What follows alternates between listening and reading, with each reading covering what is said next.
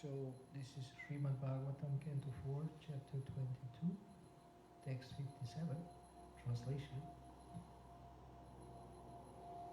Maharaj Prithu was so strong and powerful that no one could disobey his orders any more than one could conquer fire itself.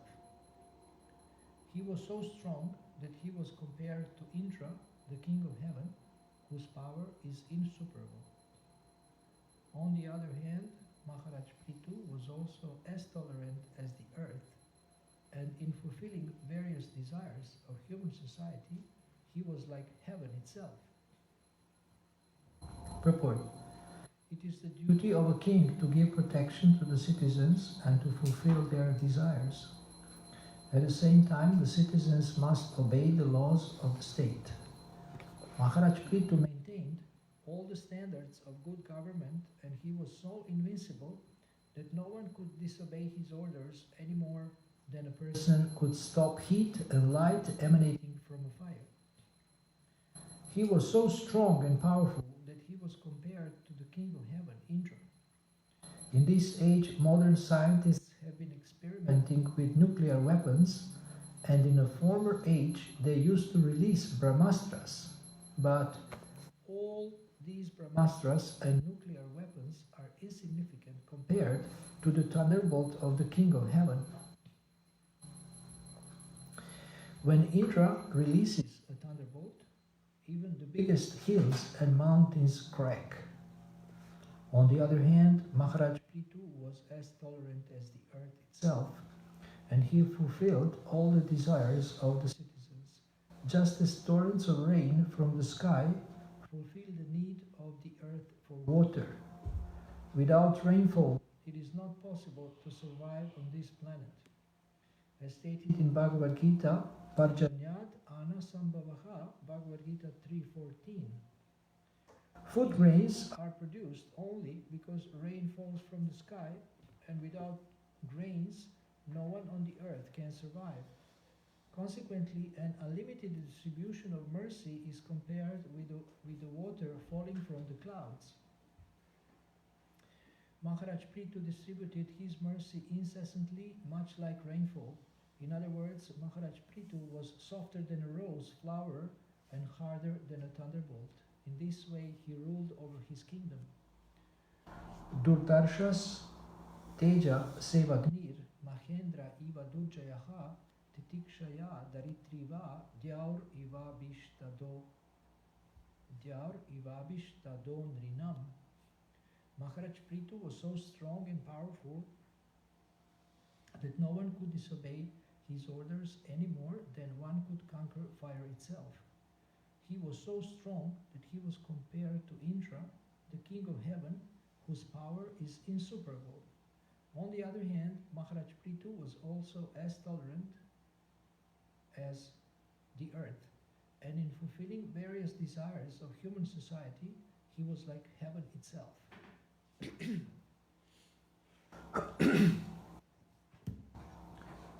Hare Krishna, Hare Krishna, Hare Krishna, Hare Krishna, Hare Krishna. So here the qualities of Maharaj Prithu are described. He is a leader, he is a king, and he is a representative of the Supreme Personality of Godhead. Actually, he is the incarnation of the Supreme Personality of Godhead also. So Krishna sends his representatives and sends his incarnations to show by example how to live, how to serve, and here we see an example of a leader serving. So a king serving, a Raja.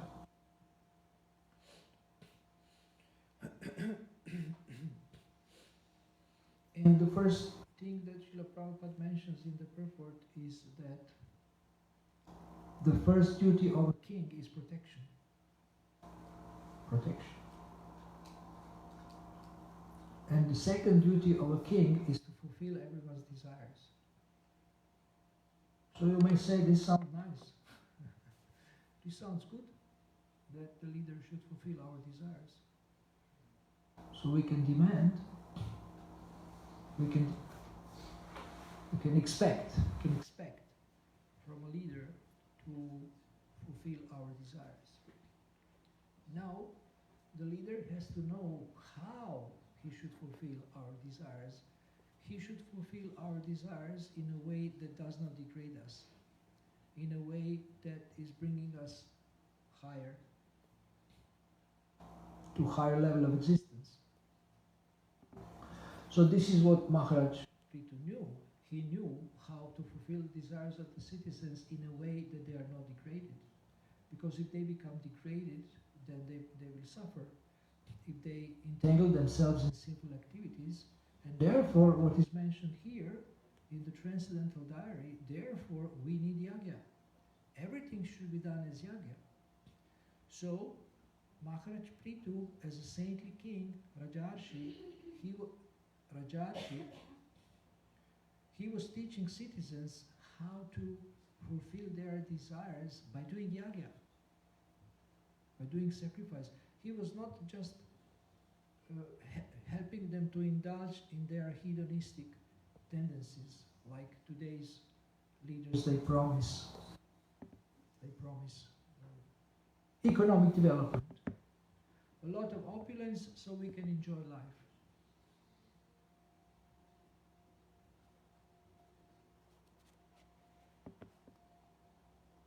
So people want money so they can eat, sleep, mate and defend. And they expect the leader to give them a job so they can make money, or to give them social aid so they can enjoy without working.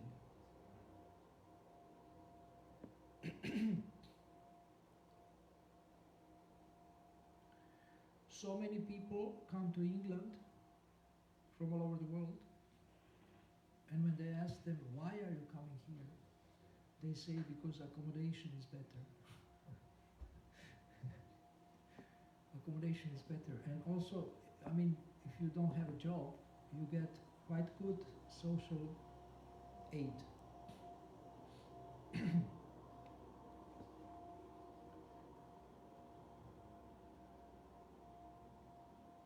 I think we should tell cleaning services of the city of KOELN not to clean during the Bhagavatam class. Especially not with this noisy truck. So,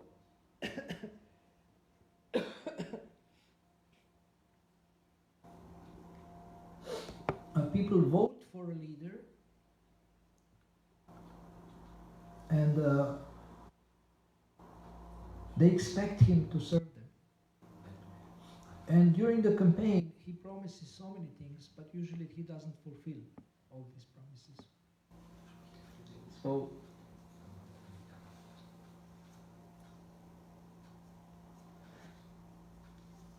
every politician promises a lot, that he will do better than the previous politician, but then when they get into that job of being a president, they see that it's a tough job and there are so many problems, and that they cannot fulfill all desires of everybody, of everyone.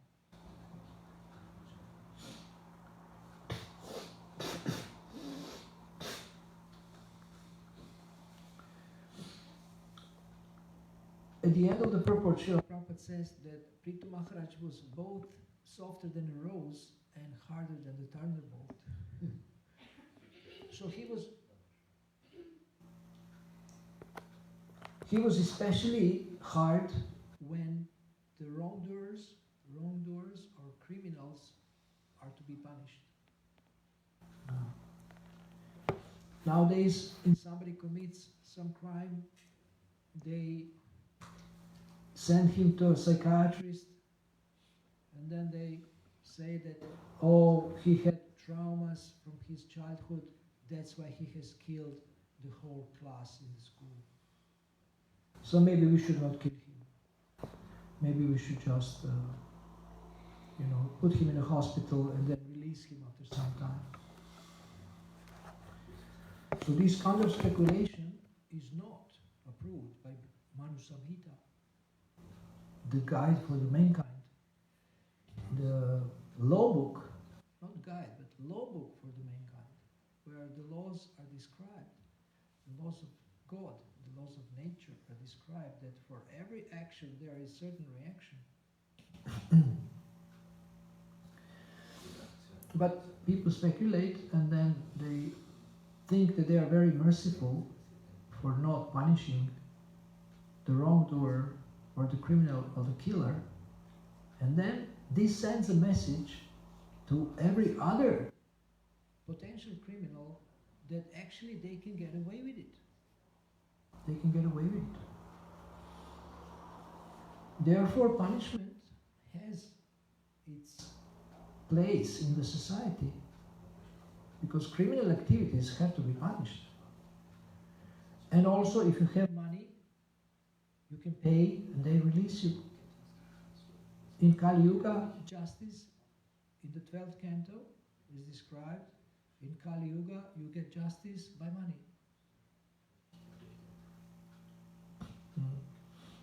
If you can bribe the judge, bribe the police, you get justice. So this is not right. This is not right. This is lack of integrity. Lack of integrity. So one great quality of Maharaj Prithu is that he had integrity. That means he was true to God's values. He was true to God's principles. This is integrity.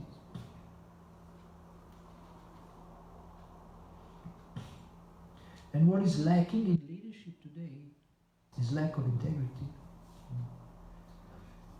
First of all, leaders do not have a compass. They don't know exactly what are the principles they are supposed to follow. And then, even if they get to know them from some teachers, they don't follow them. There is so many seminars on leadership and how to be happy and success, but who is following these things? Some people attend the seminar and then they say, oh, it doesn't work for me. Well, it can work if you do the work. But if you don't do the work, if you don't apply it, it will not work for you. I need something, other door or window opened because of the air.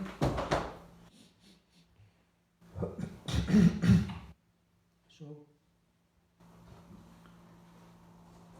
to have integrity, one has to have parameters, one has to have some principles which he is following. For example, if you have a principle that I'm not going to make compromise because of money with my values, that's integrity. So in politics you always see different interests. There is vested interest, there is personal interests, and people, like are lenient towards their family members or their friends, and they are stricter to others. Those who have power, they are stricter to others. It's called nepotism, and this is not right. Before, a king used to punish his son if the son was a rascal. Even his son, what to speak of friends or others. So he was loyal to the laws of God. The king was loyal to the laws of God. And nobody is spared from the consequences if one breaks the laws of God. So this is what we are getting from the Vedic literature's sound principles. Sound principles. Principles are laws of God. They are laws of God. Sometimes we call them laws of nature. They are actually laws of God. So if one lives by principles, he is known as a principle-centered person, and Prithu Maharaj was a principle-centered person. And nobody is about the law. Nobody is about the law. And nobody can break the law. At least they cannot break the law for a long time. Maybe for some time they can break the law, but then there will be consequences. Once there was a warship in the open sea, floating, going from one destination to another in the night, and they saw light at a distance, and the captain said, "Give them a sign to move." And this guy who is in charge of this, he climbed up and sent a message with lights. And the answer is coming, "You move." Back to the captain. Captain says, "Tell him again." Again, sign. "Move. We are a big ship." The answer says, "No, you move. I will not move." Then the captain gets angry and says, "Tell him I'm a captain such and such with such and such medals or something, and this is a warship, and they can get in trouble if they don't move." The answer is coming, "I am the seaman, I am the watchman, such and such." I forgot his name, and he said, "And I am the lighthouse." So I cannot move. you have to move. So similarly, laws of nature are like this. You cannot break them. You can only break yourself against them. You can only break yourself against them. But if you take advantage of the light that comes from these principles or these laws of nature, you can see where is your way. You can see clearly which way to go.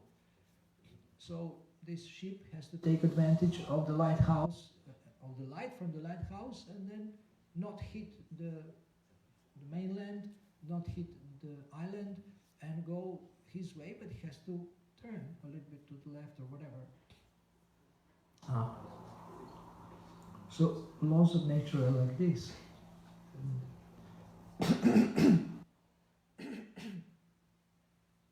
So now you can break the laws of nature for some time, you can do criminal activities for some time, you can do criminal activities secretly, you can break the principles secretly, but you will not get away with it.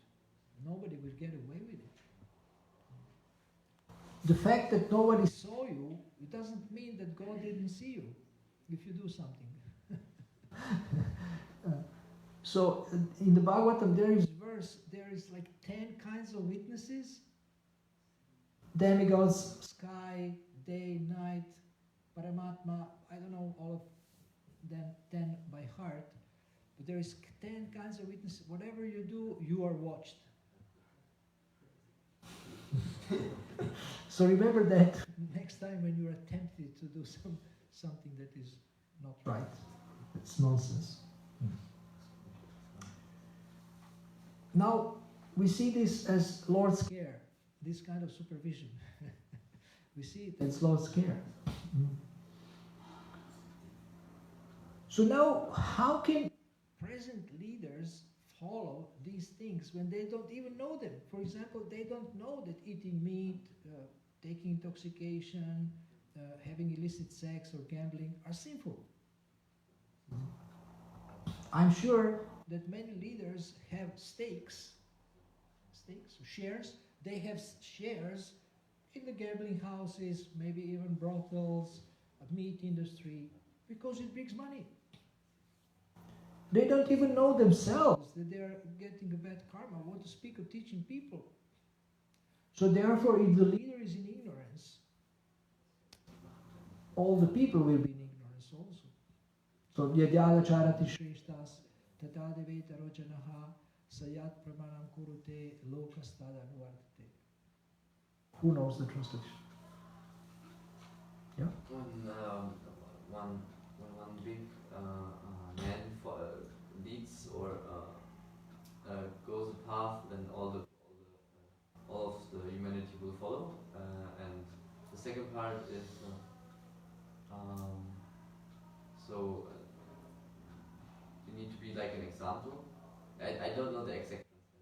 whatever standards.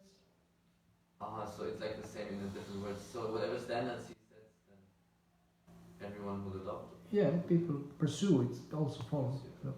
Mm.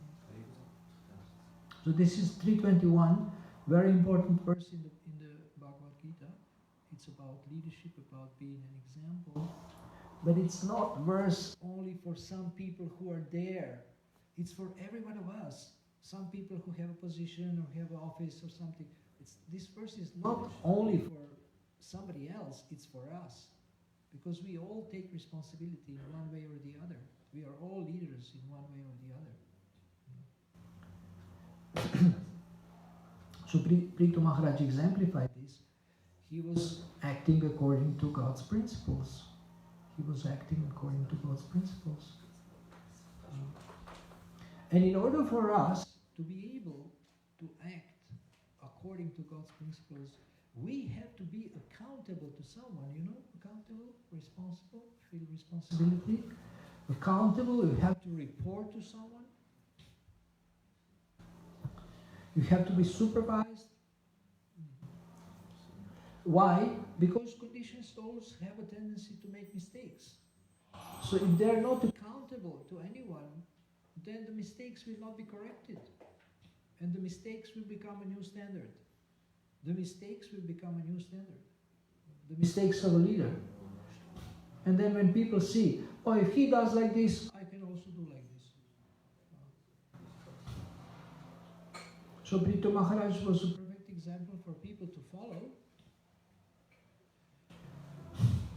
And in our ISKCON movement, leaders also need to follow the principles that Srila Prabhupada has given.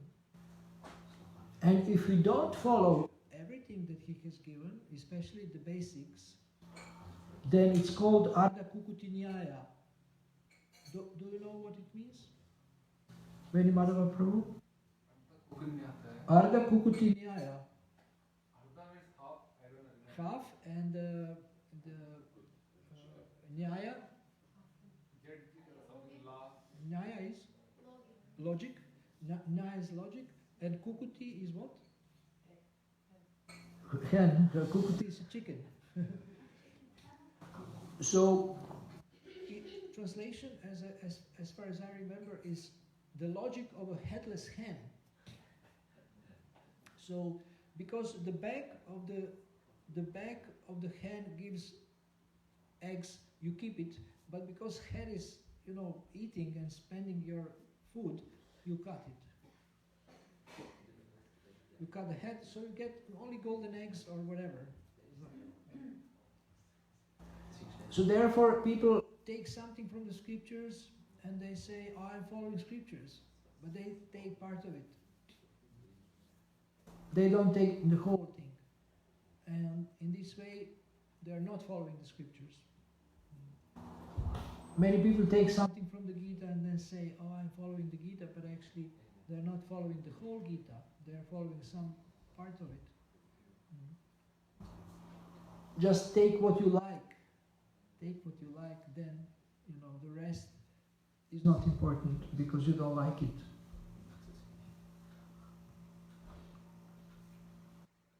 So, Salem in India? Yeah. There is a temple there? Yeah. Salem. Salem. Salem? I heard it's Salem. Which part, Prabhuji? In India. I don't know which part. This is Tamil Nadu. Tamil Nadu. Salem. Salem. Well, devotees in Europe, they say Salem, but okay, Salem. And there is a devotee there from Croatia. His name is Gokula Chandra Prabhu. He's a temple president or something. Yeah, he's a temple president. So he gave class once in Zagreb. I attended his class. And he said, we are all great devotees when we are waiting in a line for prasadam at the feast. But when you have to wash the pots, almost everyone disappears. So now I forgot why I told this story. Okay. Yes. So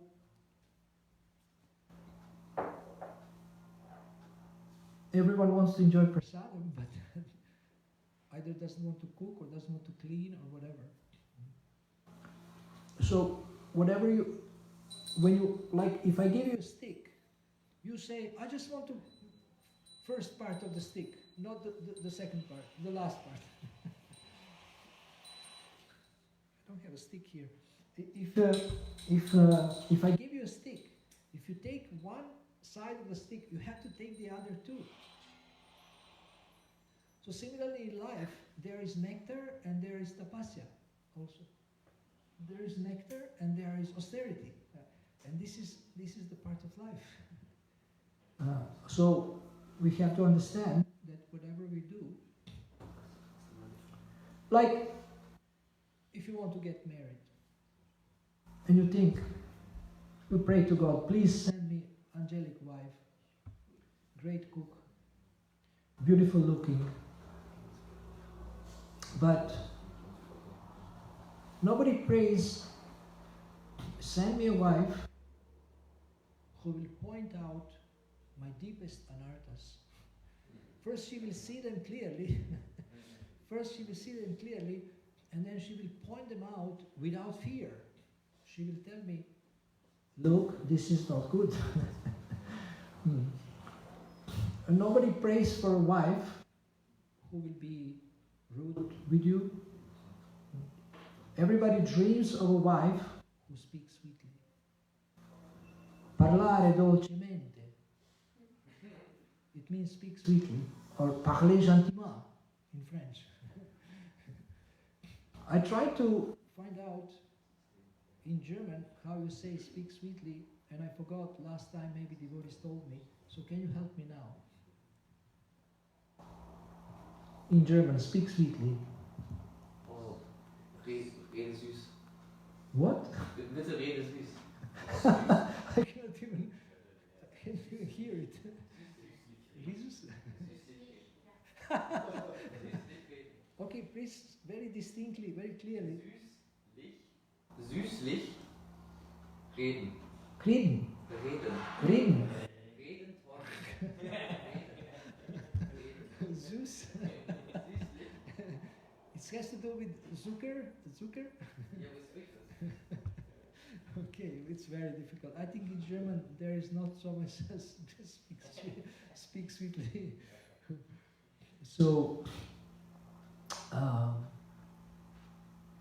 in Spanish it's hablar, dolce, hablar, something.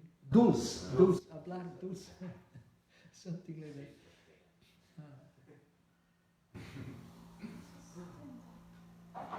So when you want to get married, you're dreaming, oh my wife, at least she will not be rude to me, because my boss is rude to me, devotees sometimes they chastise me, but at least she will speak sweetly. And my friend, a famous coach, no, actually his client, he came home and he was telling his wife how his life, actually his wife told him that her day was miserable. You understand? Her day was very difficult, miserable, full of problems. And then he was saying, oh, you don't know how my day was even more miserable than yours. So they were competing who had a more miserable day. And then she told him, your day was miserable? He said, yes.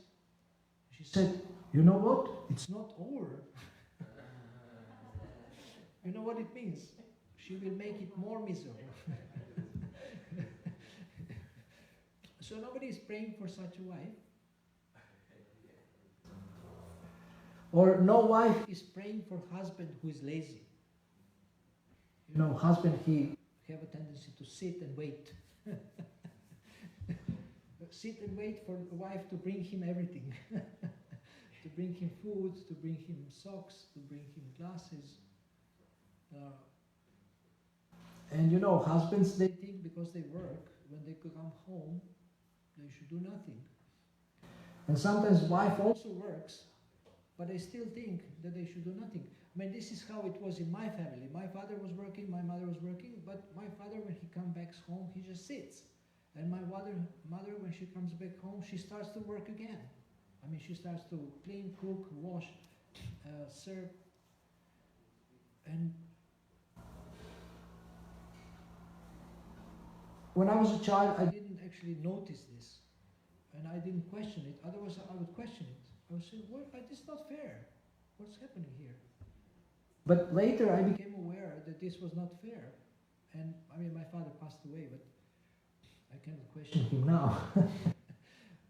My mother is still alive, so I want to ask her, how did you agree to this unfair arrangement that you work 8 hours, he works even less because he was a teacher in the school, he works 6 hours, and then he comes back, sits and expects him to bring him food and bring him drink and do this for him and that for him, and he didn't do anything, and you cooked, you cleaned, you shopping and things like this. Why did you agree to this unfair arrangement? No. Then also wife expects of the husband to take care of the kids, and then he thinks, but why should I do this? I'm not a woman. I mean, to hold the baby or change the diapers? This is woman's job, isn't it? And then when husband agrees to do this, then the wife is happy because he's cooperating, and she cannot do everything. It's too much for her. I mean, she has so many things to do.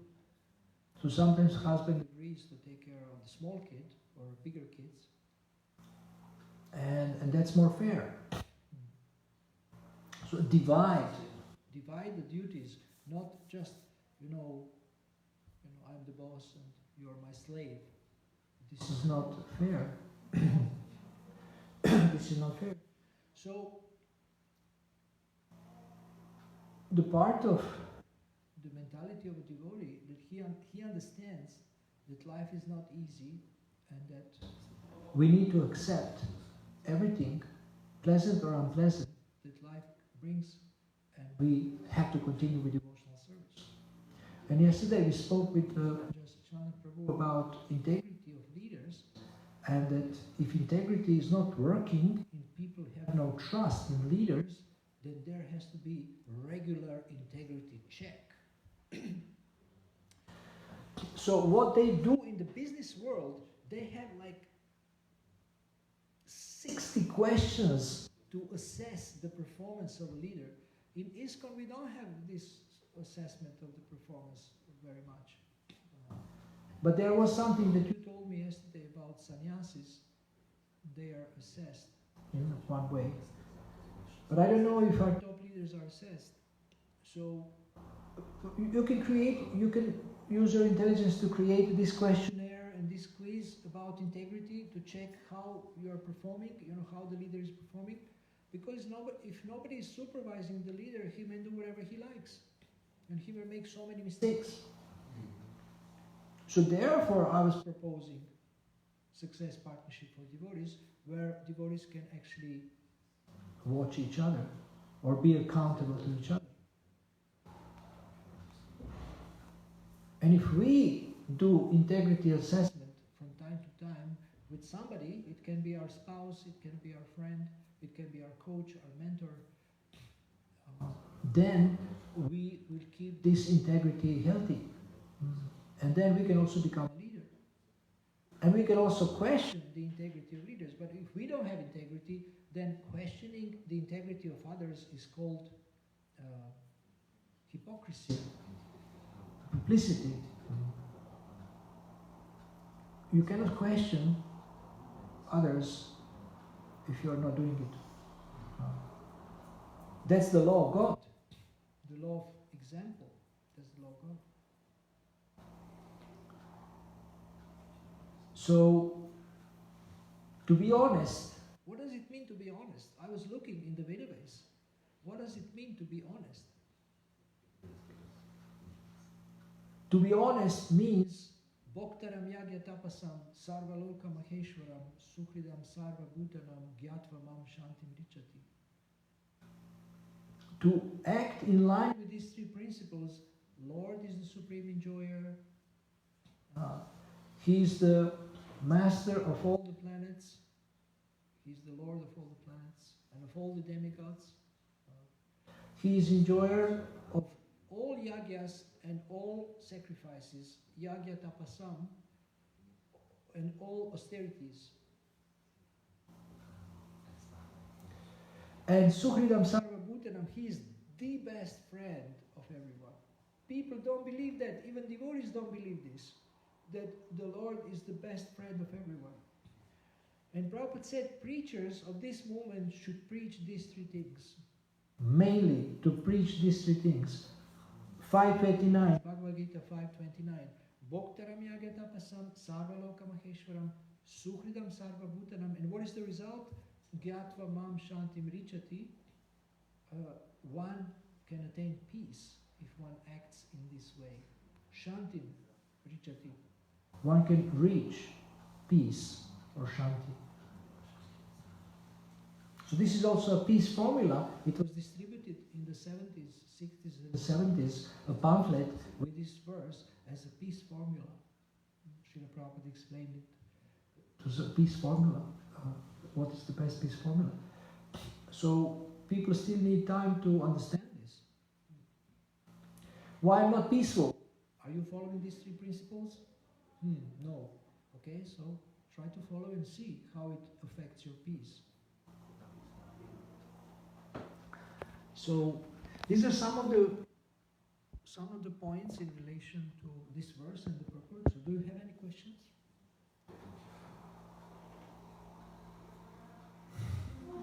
Question.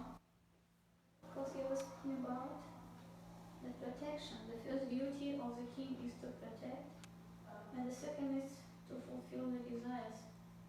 About the protection, can you give maybe a short comment on what to protect? From the danger, from what? What is dangerous or not? Not good for us, that we should be protected. From what we should be protected? First From what protection. the king protects us. First protection is from Maya, from illusion. So the duty of a king is to teach people, or to engage brahmanas also to teach people about spiritual science.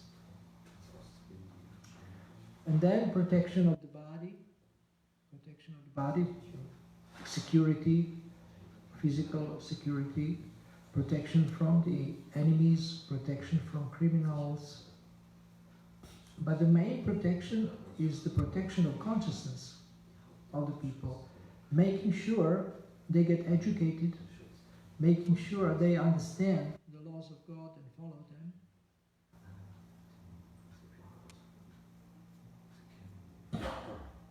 And king knows that not everybody is a pure devotee, they have desires, but they have to fulfill them in a way that will not degrade them. Yeah, so he makes sure they fulfill them in line with Vedic principles. So that means that these 2 points should be in harmony. If I want to be educated, I ask my king, please protect me, give me my desires to be educated, or not. For these 2 principles, they should not be separated from each other. So protection and fulfilling the desires, yes? Yes? Then it is the happy state, that people are happy. Yeah. Because my desires should be in, how to say, in the plunk, in line, in harmony. in line with the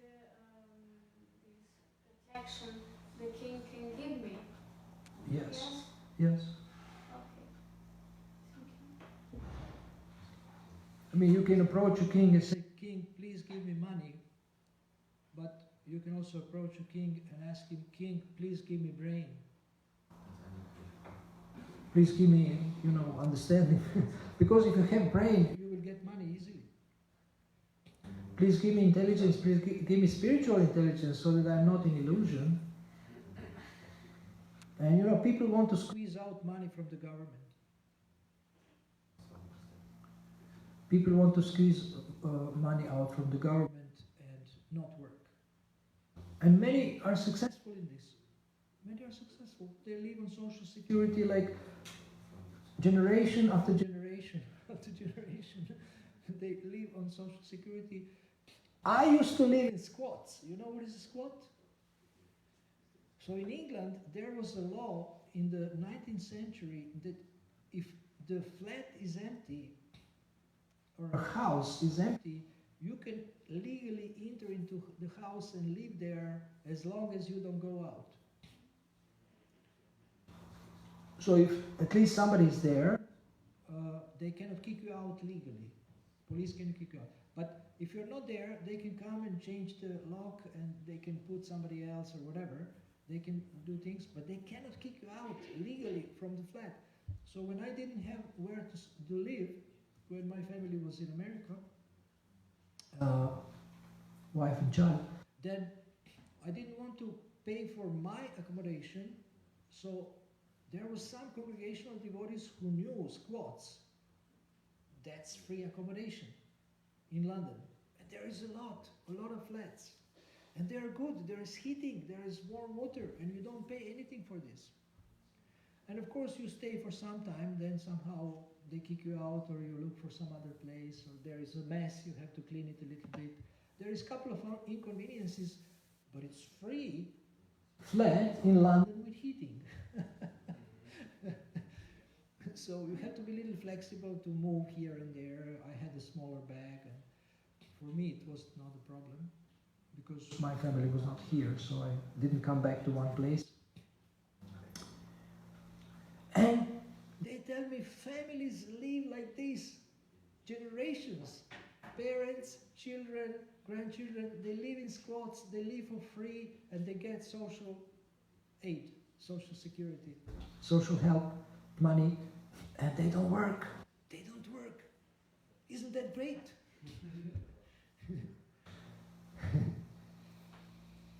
There is one book by Brian Tracy. He's a famous business consultant and a success teacher. The book is called Something for Nothing. Isn't that good? Something for, you get something for nothing. So today people offer for free. You think, wow, this is free. Okay, let me take everything that is free. I do that. I take all the free books, but I also give for free. I don't charge for anything. I also give for free. So if you give for free, you have a right to take everything for free. But of course, this free, so-called free stuff is a hook for you to get, interested in something. Then they enroll you on paid courses. You know that? So, okay. So next question or comment. Thank you. You're welcome. Srila Prabhupada ki